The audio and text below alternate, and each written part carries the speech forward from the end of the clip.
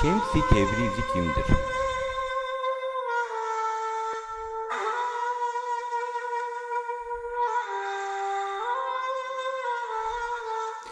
Şems-i Tebrizi, Tebriz'de 1185 yılında dünyaya gelmiştir.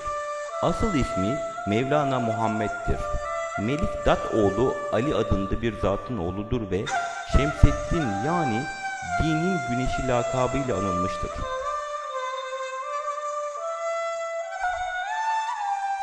Daha küçük yaşlarda manevi ilimleri tahsilde gösterdiği kabiliyetle dikkati çeken Şems, din ve ilimleri tahsilden sonra genç yaşlarında Tebrizi Ebu Bekir Sellallahu Mürit olmuş, ününü duyduğu bütün meşhur şeyhlerden feyz almaya çalışmış ve bu sebeple diğer diğer dolaşmıştır. Bu gezginliğinden dolayı kendisine Şemseddin Perende, Uçan Şemseddin denilmiş. Ayrıca Tebriz'de tarikat pirleri ve hakikat arifleri ona Kamil-i Tebriz adını vermişlerdir. Daha sonraları Secaslı Şeyh Rukneddin ve Tebrizli Selahaddin Mahmud ile Mutasaff Necmettin Kübra'nın halifelerinden Cendli Baba Kemal'i ihtisap ederek onlardan feyz almıştır. Muhammed'in alakasını örnek alan Şemseddin Tebrizi devamlı bir arayış içerisinde olmuş, manevi bir işaret üzerine de Mevlana'yı arayıp bulmuştur.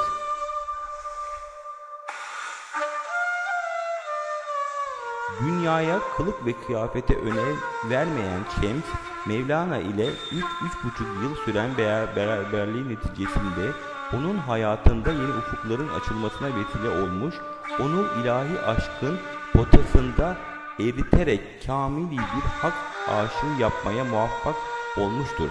Şems-i Tebrizi Şam'a döndüğünde Mevlana Celaleddin için onun yokluğuna dayanılmazdır.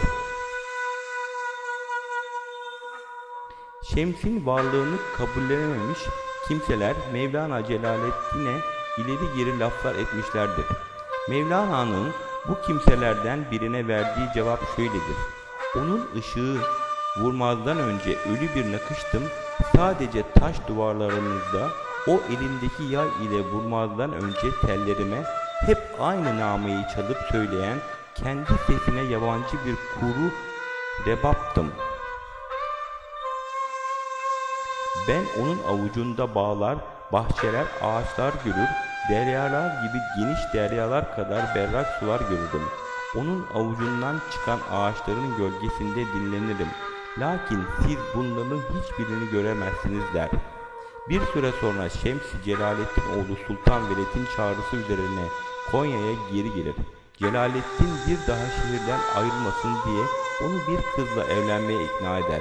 Bu kız Celaleddin'in evinde evlatlık olan Kimya Hatun'dur. Kimya Hatun'a gizliden aşık olan Alaaddin bu durumu hazmedemez ve Şems aleyhtarlarının yanında yer almaya başlar.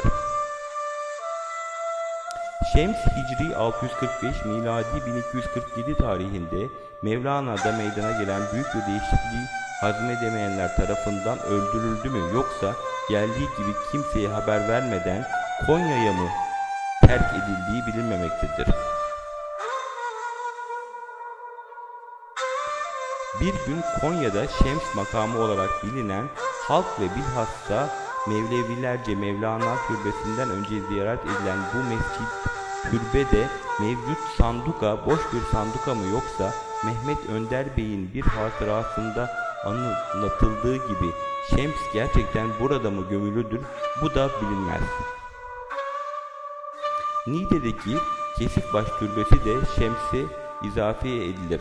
Bunlardan ayrı olarak Tebriz'de Geçil denilen mezarlıkta Hoy'da Pakistan'ın Multan şehrinde Şems türbeleri veya makamları vardır. Bunlar çeşitli rivayetlerle süslenmiştir. Pakistanlıların söylediklerine göre de Şems Konya'dan bir gece yarısı gizlice ayrılmış, Batı İran'da Hoy şehrine hareket etmiş ve orada yerleşmiştir. Şems-i Tebrizi Hoy'da ölür ve orada gömülür. Mezarı UNESCO Dünya Kültür Mirası'na aday gösterilir. Bir rivayete göre Mevlana'nın oğlunun Şems'i öldürenler arasında olduğudur. Şems'in Konya'daki türbesi küçük mütevazi bir yerdir. Mevlana'nın o ihtişamlı türbesinin yanındaki Mevlana en güzel türbe gök kubbedir der. Sade ve sıradandır.